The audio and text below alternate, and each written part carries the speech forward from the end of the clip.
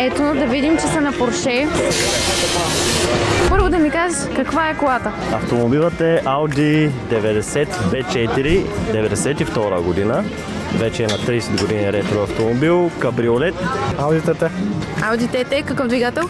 1.8 турбо. Добре, колко коня? В момента е 230. От колко години я имате? 2018 я закупих, без жанти, без въздушно качване. Ето, да видим, че са на Порше.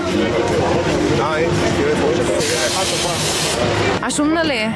Шумна, да. А имате ли клапан, за да я карате град? Нямате. Добре, не ви ли спират много хора? Да. Карате ли си я редовно? Да, всеки ден. От колко време я имате? 5-6 месеца. Значи масло харчи или не харчи? Масло? Никога. А за автомобил на 30 години почти ви повярвах. Ето, заповядайте. Сега ще ви дадем само едно кенче. Това е еликсир, знаете ли я? Еликсир, марката я знам, доста ми е привлякла вниманието. Снощи опитах.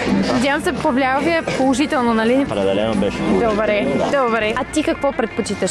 Audi, BMW или Mercedes? Напиши долу в коментарите и да видим кои сте по-големи фенове.